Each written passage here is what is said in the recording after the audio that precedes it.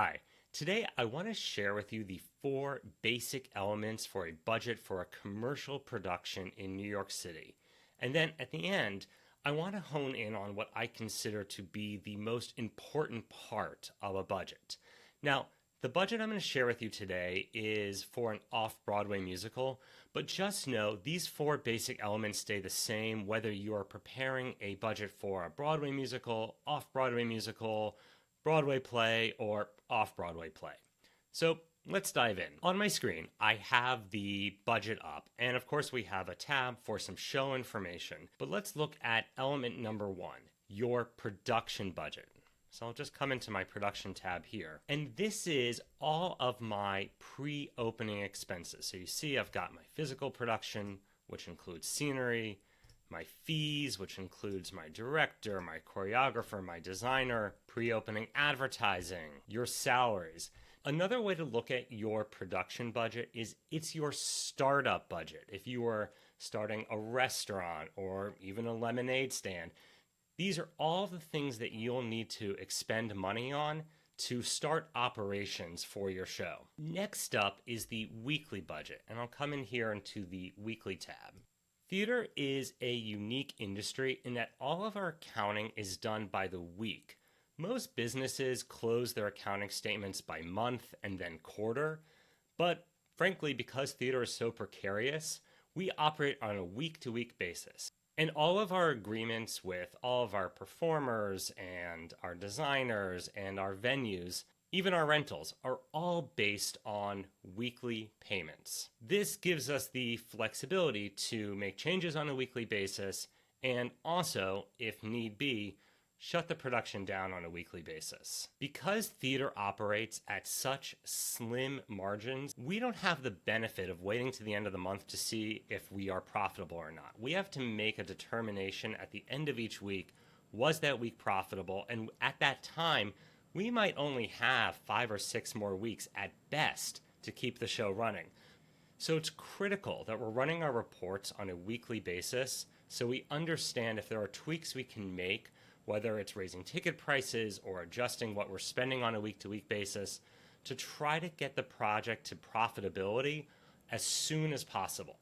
So, like I said, number 2 is my weekly budget. And you'll see it has a lot of the same categories from the production budget, like salaries, fees, rentals, but they're all contemplated on a weekly basis, and these are our operating costs. The third critical element of a budget is the gross potential. So this is where we analyze what we think we can get per ticket given the unique factors of a given show. Some shows might have a lot of star potential, in which case I think I can drive some of these ticket prices up. But some shows might be a harder sell than others. So it's really important that we do an accurate and honest assessment of what we think we can reasonably charge per ticket. And at the end of that, we're going to get a gross potential, what we think we can gross at our peak on a weekly basis. And in this case, it's $413,000. Great, so now I've shared with you the production budget, the weekly budget, and the gross potential.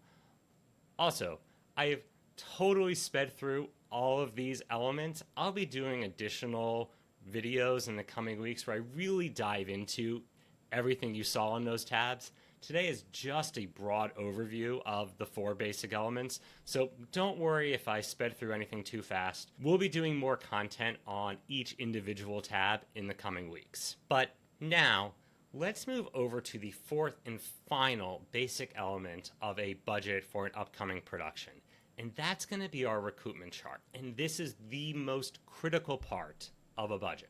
So let me dive into that. All right, so now I'm in the recoupment chart. And a few things I just want to highlight. First of all, this chart pulls in information from the 3 previous tabs we just looked at.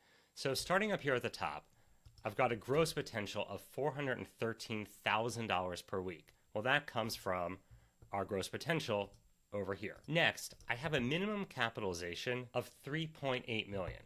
Well, that comes from our production chart over here, 3.8, and also at the bottom, 3.8. Finally, I'm showing a weekly fixed expenses of $177,000, which again comes from our weekly budget down here $177,000.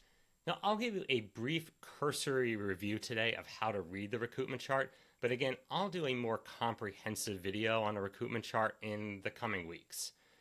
So let's take a look at this at 100% capacity. I'm doing $413,000 in ticket sales per week. My fixed expenses are $177,000. I owe the theater a percentage rent, normally about 5% off Broadway, plus a basic fixed rent, and that brings my expenses to $221,000 per week. Next, in this chart, we're assuming that we're paying royalties off of net weekly operating profits. So if I come into this cell down here, I have net operating profits at 100% capacity of $153,000, which is just the $374,000 minus our weekly expenses. I then subtract my royalties based on that weekly net operating profit, and I'm left with a profit at 100% capacity of a little over $100,000 a week.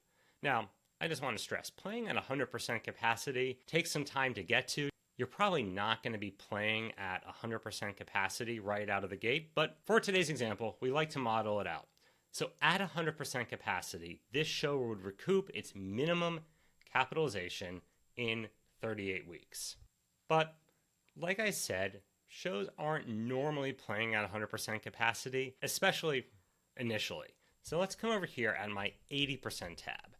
So at 80% capacity, I'm grossing $331,000 per week. And if I'm constantly playing at 80% capacity, I'm going to recoup in 70 weeks, almost a year and a half. Now, recouping in a year and a half at 80% capacity isn't bad, but in an ideal situation, I'd like to do a little bit better than that.